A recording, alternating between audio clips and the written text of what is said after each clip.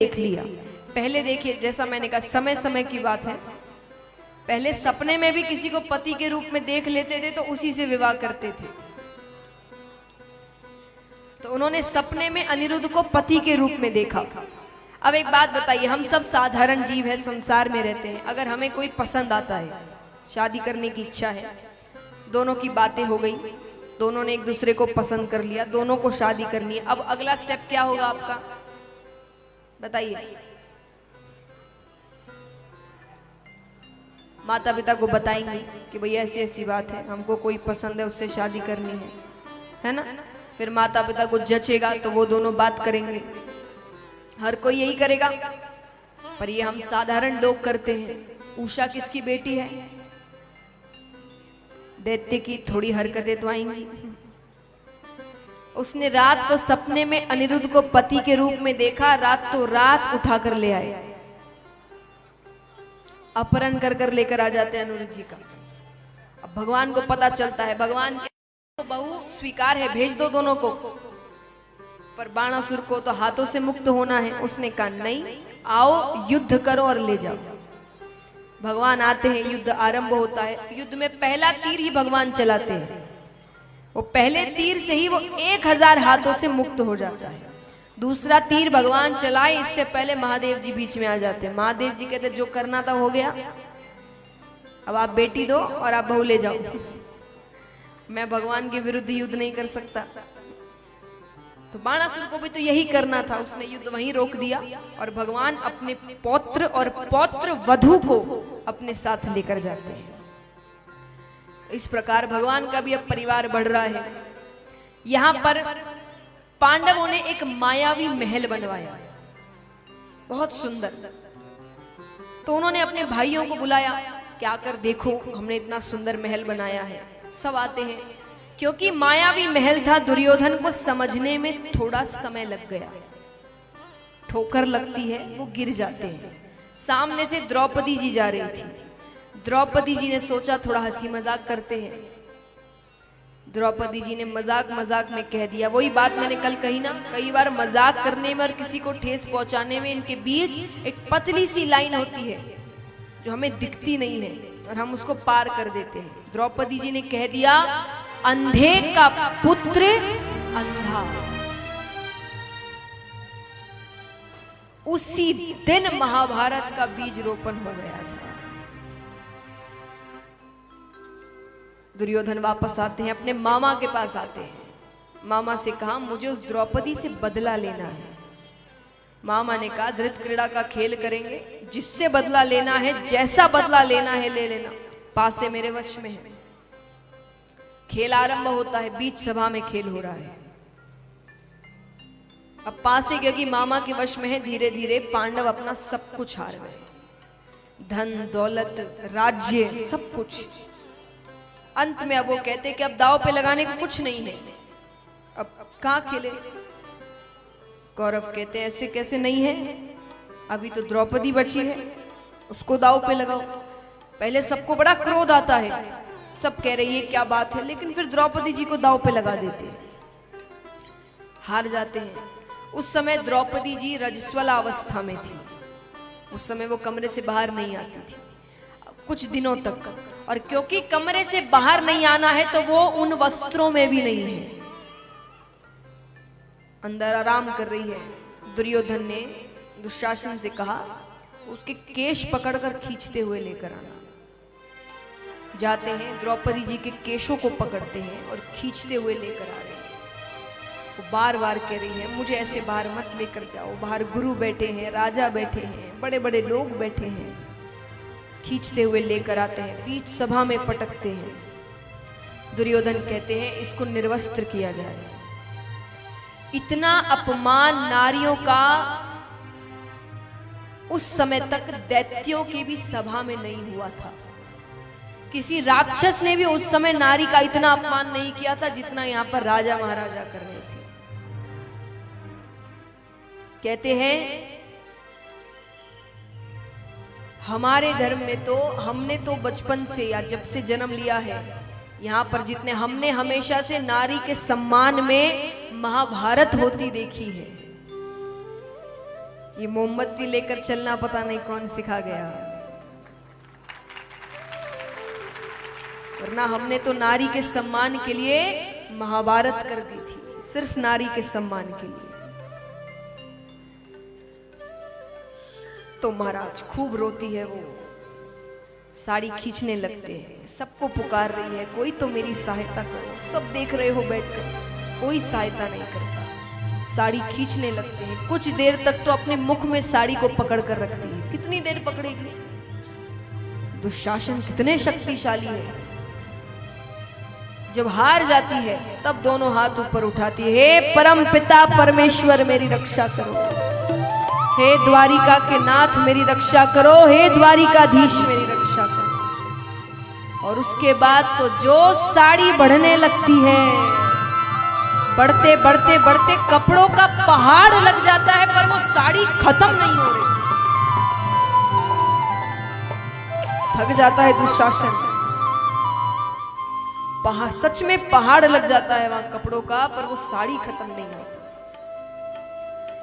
अब इसके बाद भीम बड़े क्रोधित होते हैं। भीम कहते हैं कि आज मैं प्रतिज्ञा लेता हूं कि ये दुर्योधन जिसने द्रौपदी के लिए ऐसी बातें कही है, मैं इसकी छाती फाड़ कर इसका लहू पीऊंगा। और ये दुशासन जिसने द्रौपदी के वस्त्रों को हाथ लगाने की हिम्मत करी है, मैं इसके दोनों हाथ उखाड़ कर फेंक दूंगा। लेकिन ये सारी बातें बाद में, पहले वनवास होता है। वनवास होता है, वनवास के बाद वापस आते हैं, आकर अपना राज्य मांग रहे हैं। दुर्योधन कहते हैं युद्ध करो, ले जाओ। अरे तुमने वचन दिया था कि तुम वनवास के बाद सब कुछ वापस कर दोगे। बोले लिखित रूप में कुछ है? इसीलिए देखिए, ये सारी पहले की घटनाएं हैं जो अब हमें सीख देती है। इसीलिए आजकल हम हर चीज लिखित रूप में रखते हैं कि कौन अपने बात से मुकर जाए।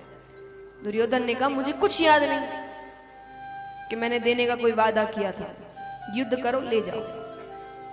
भगवान के पास पांडव जाते। देखिए पांडवों के पास एक ही सहारा है, उनको जब कोई परेशानी होती है वो सिर्फ एक व्यक्ति के पास जाते हैं, और वो है, इसीलिए उन्होंने हर अपनी जंग जीत ली।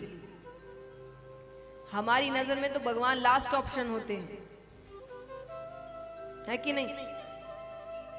पहले बड़े बड़े सेठों से मिलो, लोगों को फोन करो, ये काम कर दो भाई, वो काम कर दो भाई। जब सब मना कर देंगे तब भगवान की याद आती है। और पांडवों को सबसे पहले भगवान की याद आती थी। भगवान के पास जाते हैं, भगवान शांति दूत बनकर आते हैं। भगवान समझाने की कोशिश करते दुर्योधन को। दुर्योधन कहता मुझे कुछ याद नहीं। अरे मैं युद्ध के बिना सुई भर भूमि नहीं देने वाला, आप क्या बातें कर रहे हैं? अरे भगवान कहते राज्य मत दो, 5 पांडव को 5 गांव दे दो, इतना तो कर दो। बोलते कुछ नहीं दूंगा मैं। दुर्योधन ने कहा ये सब बातें छोड़िए, मैंने आपके लिए 56 भोग बनवाया है, आकर भोजन करते। भगवान कहते हैं भोजन किसी के यहां भी 2 ही शर्तों पर करना। कौन सी शर्तें?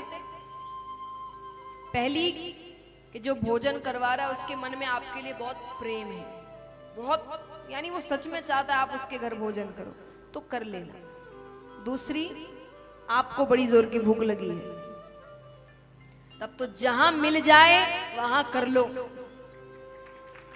भगवान कहते यहां दोनों ही चीजें मुझे नजर नहीं आ रही, ना तो मुझे इतनी भूख लगी और ना तुम्हारी आंखों में इतना सा भी प्रेम नजर आ रहा है।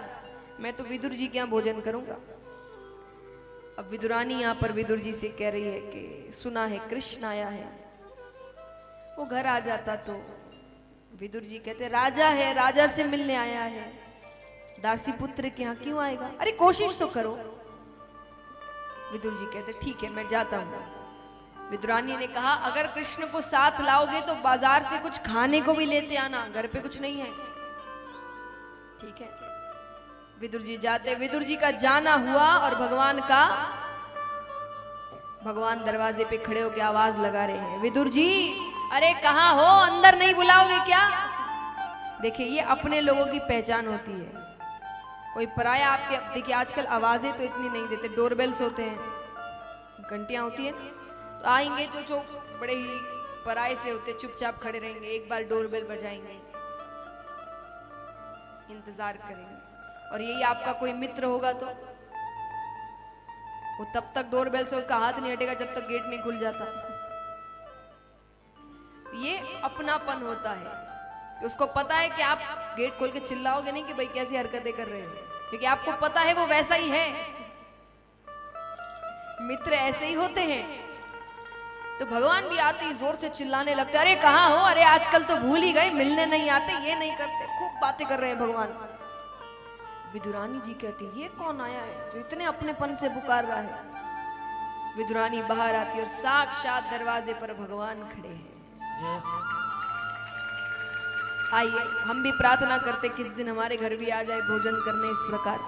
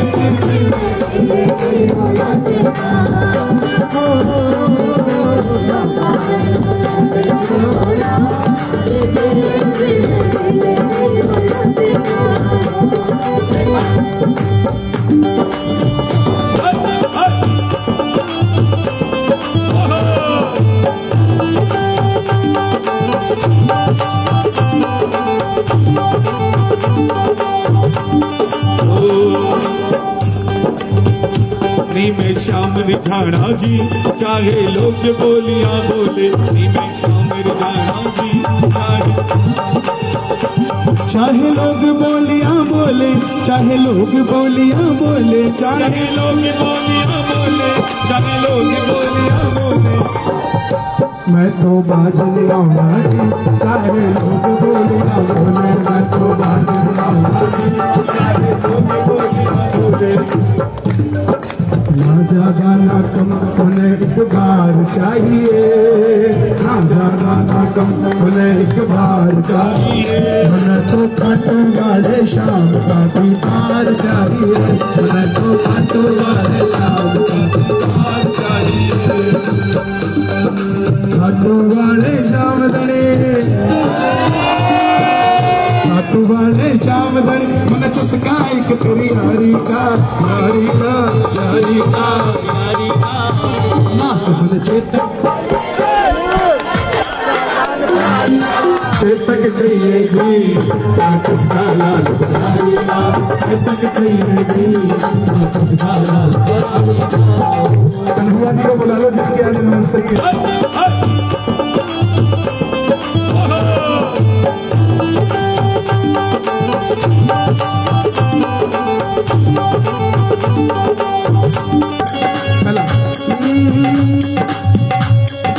बोले खाटू नरेश की जय।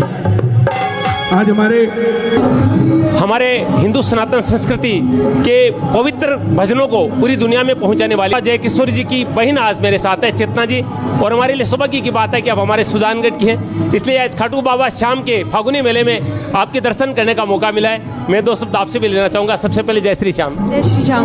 कितना प्राउड, कितना गर्व होता है जब आप दीदी के बारे में सुनते हैं। दीदी इस तरह से बाबा श्याम की, भगवान की कथाओं को पूरी दुनिया में पहुंचाती है। हमें बहुत खुशी होती है जब आप सभी भक्तों का इतना प्यार मिलता है, इतना सम्मान मिलता है। हमें लगता है बाबा की कृपा है पूरी दीदी के ऊपर, और लाइक जितना भी आप सभी का प्यार हमें मिलता रहे। जय श्री। चेतना जी, मैंने आप टीवी पे देखा भी आप भी उनके साथ कई बार भजन गाती हैं। जी, हम बचपन से उनके साथ भजन गाते हैं। पापा हम दोनों साथ में दीदी के साथ रहते हैं भजन में। अच्छा, आपकी भी रुचि है कथाओं में और में? मुझे भजन गाने बहुत पसंद है। कथा मैंने अभी कथा के लिए बहुत पढ़ाई, दीदी ने बहुत पढ़ाई की है, तो उस क्षेत्र में अभी मैं भजन गाती हूँ। बस संगीत में रुचि है। जय किशोर जी के जब कथाएं प्रसारित होती है, लाखों लोग देखते हैं, तो मन में आपको कितनी खुशी होती है? बहुत खुशी होती है जब इतने सारे लोगों के बीच में, मतलब इतना प्यार है लोगों के बीच में, कथाओं में आते हैं तो एक अलग वातावरण होता है, बहुत ही डिवाइन फील होती है। बहुत सही, बहुत अच्छा लगता है हमें। आप क्या करती है? मैं अभी म्यूजिक पढ़ रही हूँ चेन्नई में, AR रहमान सर की इंस्टीट्यूट में, वहाँ पे मैं म्यूजिक पढ़ रही हूँ। जी, हमारे भक्तों के लिए आप दो किसी भजन के, बाबा श्याम के भजन की 2 लाइन क्यों ना रह दीजिए? ये जया जी भजन गाते हैं, दीदी जी, बहुत ये भजन मुझे बहुत अच्छा लगता है। हम तुम्हारे थे प्रभु जी, हम तुम्हारे हैं, हम तुम्हारे ही रहेंगे, ओ मेरे प्रियतम। तुम्हें छोड़ सुनी नंद दुलारे, कोई ना मीत हमारो, किसके द्वारे जाए पुकारू, और न कोई सहारो। अब तो आके बाह पकड़ लो, ओ मेरे प्रियतम। दीदी की सबसे अच्छी चीज आपको क्या लगती है? उनकी स्माइल और उनका भोलापन, वो हमें बहुत पसंद है। मैं दीदी से जो सवाल नहीं कर पाया वो उनके संबंध में आपसे करना चाहूँगा। वो भी अभी क्या पढ़ाई कर रही है? मैंने सुना वो पढ़ती भी हैं। जी, वो कथा जितनी बुक्स होती है हमारे धर्म की, वो बुक्स पढ़ते हैं, और अभी मोटिवेशनल स्पीच कर रहे हैं वो, तो उनसे रिलेटेड वो बुक्स पढ़ते हैं। नहीं, वो पढ़ाई भी मैंने सच वैसे पढ़ती है, पढ़ाई उन्होंने कर ली है कोई वैसे? उनका BCom हो चुका है, वो आगे अभी इस क्षेत्र में, जिस क्षेत्र में उन्हें आगे बढ़ना है, वो उन चीज़ों से पढ़ाई कर रहे हैं। बिल्कुल। आपका भी मन करता है कि आप भी कथाओं के माध्यम से अपनी आवाज़ को दुनिया तक पहुंचाएं? जी, हमें कथा, मुझे जितने 7 दिन की कथा होती है, श्रीमद् भागवत कथा होती है, नानी बाई का मायरा होता है, वो अटेंड करना हमें बहुत अच्छा लगता है। आपका मन नहीं होता मैं भी करूं? क्योंकि आपकी आवाज़ भी बहुत अच्छी है। जय किशोर जी भी शुरुआत में भजन गाती थी। भजन गाते हैं, बट कथा के लिए एक बहुत ही मतलब बहुत डिफरेंट होता है कथा और भजनों का, एक जो समागम है वो थोड़ा डिफरेंट होता है, और वो कथा के लिए मेरी रुचि भजनों में बहुत है। लाइक मैं भजन बहुत गाती हूँ, भजनों में ज़्यादा रुचि, कथा से ज़्यादा। ये जो संस्कार आप में है, जय जी में आप भी हैं, मैंने सोचा है कि पापा से आपको सब मिले। पापा की हमेशा थी कि आप अध्यात्म के क्षेत्र में जाएं। ये हमारे फैमिली का जो सराउंडिंग या हमारा एनवायरनमेंट, वो बहुत ही भक्ति में, बहुत रिलीजियस। सो हमारी दादी जी, पापा जी, तो हम बचपन से उसी में हम पले बढ़े, तो हमारी रुचि भी उसमें बहुत है। अभी आप चेन्नई रहती हैं, कोलकाता रहती हैं? जी, हम चेन्नई में पढ़ाई कर रहे हैं अभी। जी जी। आप सुजानगढ़ आई हैं कभी? जी, आए हैं, बचपन से अभी गए हुए हम सुजानगढ़। आपका जय जी का जन्म शायद चेन्नई में हुआ है या कोलकाता में? नहीं, कोलकाता। कोलकाता में? हाँ, बिल्कुल। बस। तो सुजानगढ़ अपने पापा की जन्मस्थली पे जाते हैं तो कितना अच्छा लगता है? बहुत अच्छा लगता है, बहुत ही पीसफुल है वहाँ का एनवायरनमेंट। चलिए, भजन आप गाती हैं और म्यूजिक का आप अच्छा ज्ञान भी प्राप्त करें। आपका लक्ष्य क्या है? आप क्या बनना चाहती हैं? बस ये इसी तरह जैसे जिस राह पे भगवान हमें ले चले। मुझे भजनों की बहुत रुचि है, भजनों में, संगीत में मेरी रुचि ज़्यादा है, तो मुझे बस अपने गीत लिखने और वही उसी को। लिखती भी आप? हाँ जी। अपना लिखाओ कोई भजन सुना दीजिए। भजन अभी हमने लिखने जस्ट स्टार्ट किए। ठीक है जी। कोई भी लिखा है वो 2 पंक्ति अगर सुना दे तो अच्छा लगेगा हमारे दर्शकों को। राधे राधे, खाली संकीर्तन है। राधे राधे राधे राधे राधे राधे राधे राधे राधे राधे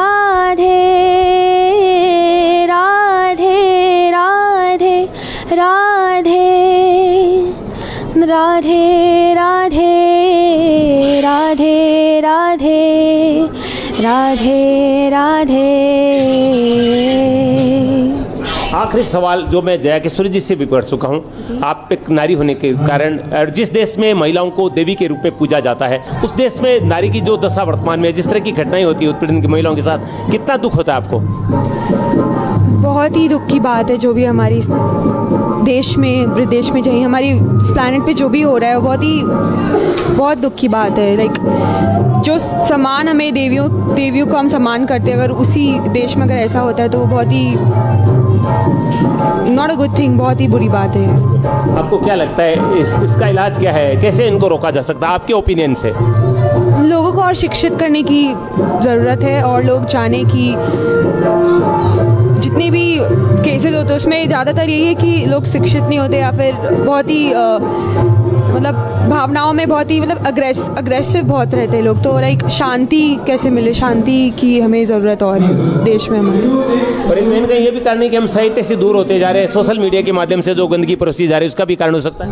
वही शिक्षा की हमें बहुत ज़्यादा दरकार है। हम ज़रूरी नहीं है हम जो हमारे सामने आ रहा है हमारी फ़ोन स्क्रीन पे हम उसको फॉलो करें या कुछ भी उसी को माने।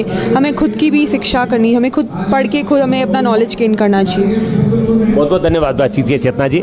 ये थी चेतना जी शर्मा जो कि परम पूज्य जया किशोरी जी की छोटी बहन है और आज खाटू बाबा श्याम के मेले में चूंकि पूरे परिवार सहित आई है। बड़ा सौभाग्य कि आपसे साक्षात्कार करने का अवसर मिल रहा है। बहुत अच्छे भजन गाती हैं, 2 भजन हमें सुनाए भी हैं और कह रहे हैं कि मेरी रुचि संगीत और भजनों में है और कथा तो मैं जया किशोरी जी की कथा सुन के ही अपने आप को आह्लादित महसूस करती हूँ और मुझे वही अच्छा लगता है।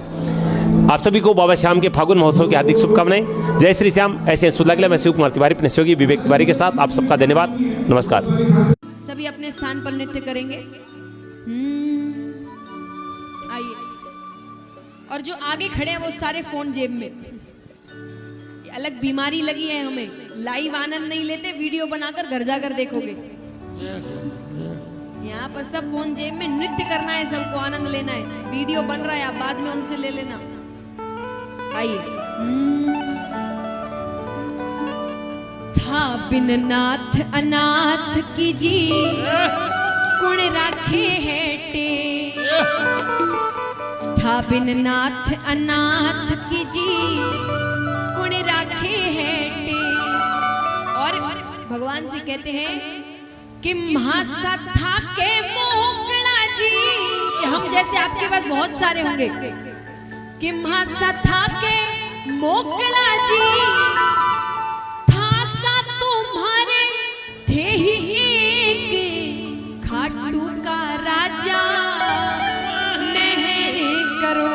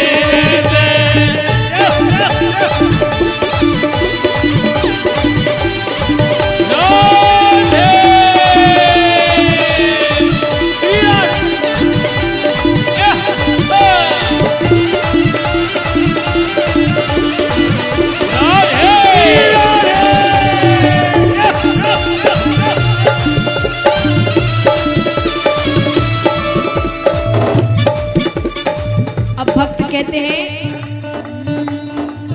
तुम्हारी शरण मिल गई सावरे, तुम्हारी शरण मिल गई सावरे, तुम्हारी कसम जिंदगी मिल गई, तुम्हारी शरण मिल गई सावरे, तुम्हारी कसम जिंदगी मिल गई।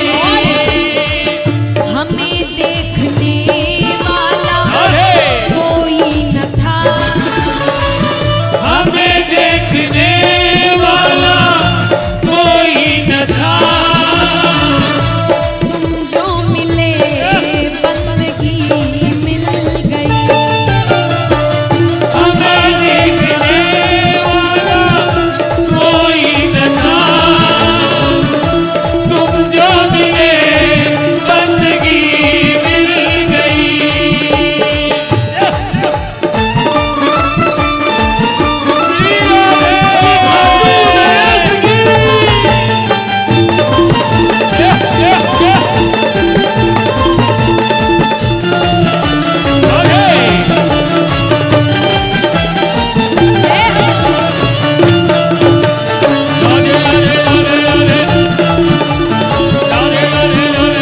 खेलो आयो है शाम को मेलो आयो है, खेलो आयो है शाम को मेलो आयो है, आता मेली करे निशान, शाला का खाटू धाम, आता मेले करे निशान, चाला का खाटू धाम है।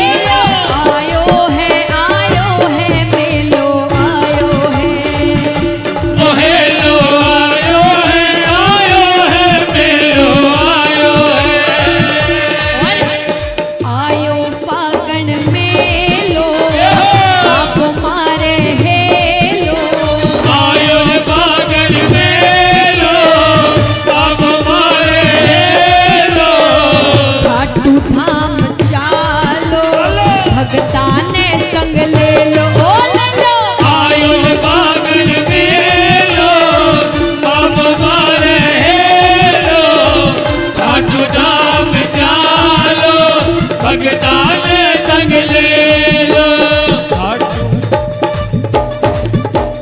पागल को रंगीलो बहनो, उजला के प्यारो, पागड़ियो रंगीलो बहनो, उजला के प्यारो, मंदरिए में होली खेला, सागे खाटू वालो, मंदरिए में होली खेला, सागे खाटू वालो, ढोलक चंग सब बाजे, आज रे मंजीरो, ढोलक जग जग बाजे, बाजरे मजीरो, खाटू धाम चालो, भगता ने संग ले लो, ओ ले लो, आयो पागल मेलो, अब मारे हेलो, खाटू धाम चालो, भगतान संग ले लो।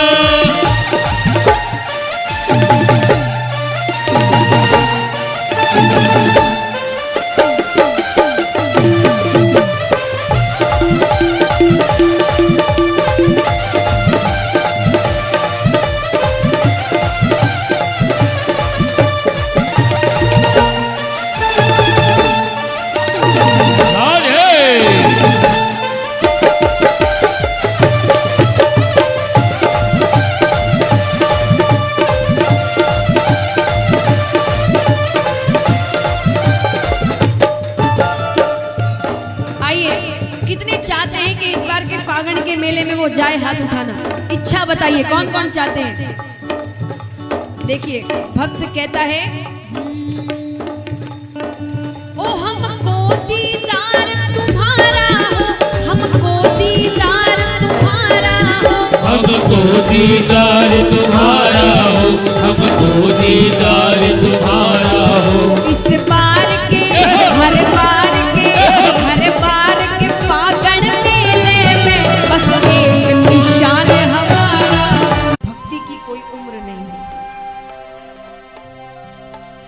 हम सब भगवान की भक्ति को, पूजा पाठ को एक उम्र पर टाल कर रखते हैं। भगवान से आप बच्चों को जितनी जल्दी जोड़ते हैं उतना अच्छा होता है। सिर्फ बच्चों को ये समझा देना, कहते हैं एक बार एक पिता अपने पुत्र को समझा रहे होते हैं कि भगवान हर जगह है। हम सभी अपने बच्चों को एक बार तो बताते हैं भगवान के बारे में, खुद भले ही उतनी पूजा पाठ नहीं कर रहे होते हैं, क्योंकि बच्चा कर सीखता है, सुनता नहीं है वो।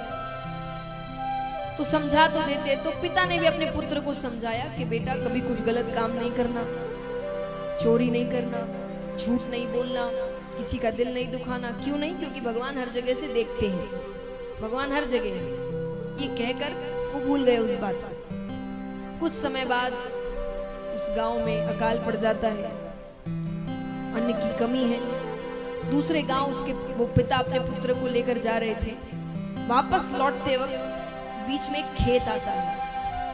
खेत में खूब सारा अनाज था, रात्रि का समय था। तो पिता ने अपने पुत्र से कहा, सुनो तुम थोड़ी दूर जाकर खड़े हो जाओ, मैं यहाँ के कुछ अनाज काट कर रख लेता हूँ, लेकिन कोई अगर आए तो तुम मुझे आवाज दे देना कि पिताजी कोई आ रहा है या कोई देख रहा है।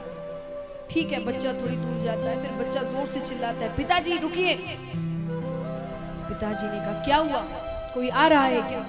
कोई देखा किसी ने? बोले हाँ। बोले किसने? बोले भगवान।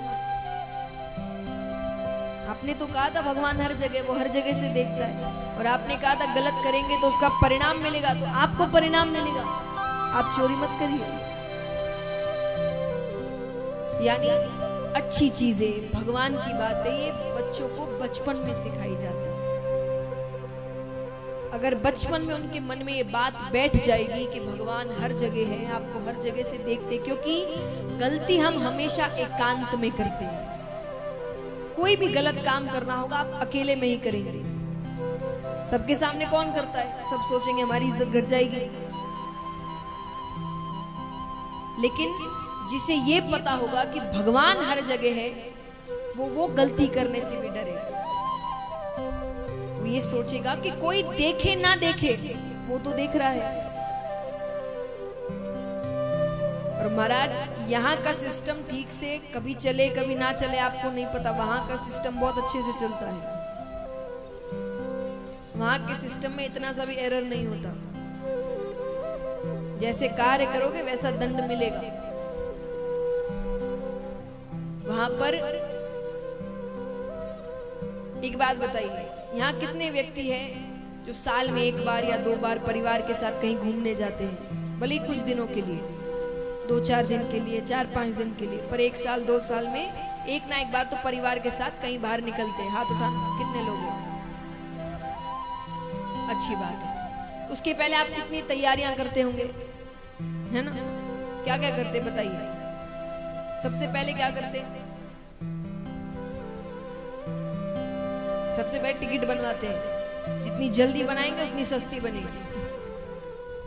सबसे पहले टिकटें देखते हैं, भाई उस समय की टिकट कितनी है, क्या है, कितने को जाना है। उसके बाद अब कहाँ जा रहे हैं उस पर निर्भर करता है। घूमने जा रहे हैं तो अपनी शॉपिंग होती है पूरी। किसी से मिलने जा रहे हैं तो उनके परिवारों के लिए भी गिफ्ट खरीदने पड़ते हैं। पहले पूरी शॉपिंग होगी, कितनी तैयारियां, फिर उसकी पैकिंग होगी, फिर रास्ते के लिए कुछ खाने का सामान रखना हो, ये रखना हो।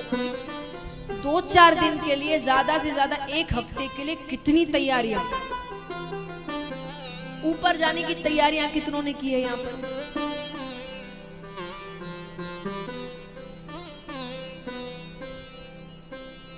वहां ये ट्रेन की टिकटें या फ्लाइट की टिकटें काम नहीं आती, वहां पुण्य की टिकट काम आती है। कितने अच्छे कर्म किए हैं हमने। वहां पर जाते ही यमराज चित्रगुप्त यही पूछते, क्या किया, टिकट दिखाओ। जितने पुण्य पाप जिस प्रकार होंगे उस प्रकार हमें स्थान मिलता है कि कहां जाना है। इसीलिए जो इच्छाएं हैं सब पूरी करिए, कोई दिक्कत नहीं है, लेकिन साथ ही साथ अच्छे कर्म भी करिए। जहां जहां आपको लगे यहाँ पर किसी को सहायता की जरूरत है, वहां उसकी सहायता करते हैं। यहाँ पर आपके एक आवाज उठाने से किसी की मदद हो जाएगी, वहां अपनी आवाज शांत न रखें। भगवान ने हमें इंसान क्यों बनाया है? इंसान को इतनी शक्ति दी है सोचने समझने की। पशुओं में इतनी शक्ति नहीं है कि वो सोच समझ सके इतना। हमें ये भगवान ने शक्ति दी है, विवेक दिया है। कंप्यूटर कुछ भी कर सकता है, कुछ भी कर सकता है। इसको किसने बनाया? ऊपर से टपका थोड़ी था वो, इंसान ने बनाया। तो कितनी शक्ति है उसके दिमाग में, सोचिए आप। तो भगवान ने आपको इंसान कुछ सोच समझ कर बनाया। ऊपर ऐसा ना हो हम ऐसे कर्म करें कि भगवान बैठे बैठे सोचे क्या किया इसको इंसान बनाकर, मैं पशु बना देता। सदुपयोग तो इसने इतना भी नहीं किया अपने इंसान जन्म का, तो ये अच्छा होगा। ऐसे कर्म करे कि ऊपर जाए तो भगवान से आंख मिलाने लायक खड़े रहे वहां पर कि हमने जो भी किया अच्छे कर्म भी किए हैं, जीवन भी जिया है, आनंद भी लिया है, इच्छाएं भी पूरी करी है, लेकिन पुण्य भी बहुत किए, लोगों की मदद भी बहुत की, अच्छे कर्म भी बहुत किए। अब जैसे कर्म आप करेंगे वैसे आपके बच्चे सीखेंगे। आज देखिए शिक्षा बहुत जरूरी है, लेकिन शिक्षा के चक्कर में हम बच्चों को कई बार गलत संस्कार दे देते हैं। आज के समय में इतना कंपटीशन बढ़ रहा है, हर कोई चाहता है मेरा बच्चा फर्स्ट आए, अच्छे मार्क्स आने चाहिए। एक बात बताइए, बच्चों के एग्जामिनेशन होते हैं, पढ़ाई हो रही है, आप स्कूल से आते हैं बच्चे, आप क्या पूछते हैं? रिजल्ट आया है, एग्जाम हुआ है, क्या पूछते हैं हम उन्हें? क्या पूछते हैं बताइए? कितना आया, परसेंटेज कितने आए, मार्क्स कितना आया, किसका कितना आया, तुम्हारा इतना कम क्यों आया, फर्स्ट क्यों नहीं हुआ? कितने प्रश्न रहते हैं। कितने ऐसे माता पिता यहाँ पर है, मुझे लगता है हो सकते हैं कुछ हो सकता है नहीं भी हो, जो अपने बच्चों से ये पूछते हैं दिन में जब वो रात को मिल रहे हैं या बैठकर बातें करते हैं कि आज तुमने किसकी मदद की, किसके चेहरे पर तुम्हारे कारण मुस्कुराहट आई, कौन सा अच्छा काम किया आज तुमने? कोई नहीं पूछता ना। अब आप सोचेंगे ये सब पूछकर क्या होगा, वो बच्चा तो पढ़ाई कर रहा है, अभी पढ़ाई की चीजें ही पूछेंगे ना, अभी कुछ नहीं होगा। ये कब होगा? जब वो बड़ा होगा, क्योंकि उसकी नजर में इतने जीवन भर उसे समझ आ गया कि ये चीजें महत्वपूर्ण नहीं है। किसी की मदद करना, किसी को खुश करना, अच्छे कर्म करना, ये सब जरूरी नहीं है। जरूरी क्या है? फर्स्ट आना। अभी तो स्कूल में फर्स्ट आना है, बड़े होने के बाद उसको आगे रहने की लत होगी। अब ये भी कोई नहीं बताता कि कैसे आना बेटा, गलत नहीं करना, भले ही फर्स्ट ना आओ पर गलती नहीं करनी है, गलत काम नहीं करने हैं, ये कौन बताता है? स्कूल तक तो चलो वो कैसे कैसे निकाल लेता है, उसके बाद अब उसको है कि मुझे आगे रहना है, उसके लिए मुझे कुछ भी करना पड़े, किसी भी राह पर चलना पड़े, मुझे आगे रहना है। तो सोचिए वो कितना खराब है उसके भविष्य के लिए। माता पिता के जाने के बाद उसे ये चीजें दिखने को मिलती है, फिर नहीं तो अंत तक तो माता पिता ही उसकी गलतियों को ढकते रहते हैं, समझाते रहते हैं, गिर गया तो उठाते रहते हैं। आपके जाने के बाद कौन करेगा? वहां हर व्यक्ति उसके गिरने के बाद और गिराने पर लगा रहेगा उसे। इसीलिए तो बच्चों को कहा जाता है जब वो स्कूल से या कॉलेज से बाहर पढ़ते हैं कि अब तुम असल दुनिया को देखोगे, अभी तक तो तुम हमारी छत्र छाया में थे, हमने बहुत ध्यान रखा है तुम्हारा, अब पता चलेगा कि दुनिया कैसे हर व्यक्ति को गिराने में लगी रहती है। कितने अच्छे कर्म करिए आप, कितने अच्छे कार्य कर लीजिए, वो आपकी कोई ना कोई गलती तो निकालेगी। लोग भगवान को नहीं छोड़ते, भगवान की गलतियां बताने को लोग खड़े रहते हैं आजकल। भगवान ने ये किया वो किया, आपने उनके बराबर का एक काम भी किया क्या? गलतियां तो बताने हम जरूर खड़े हो जाते हैं। तो आप बच्चों को क्या संस्कार देते हैं वो बचपन में ही निर्भर करता है, और आप उनके सामने कैसे रहते हैं।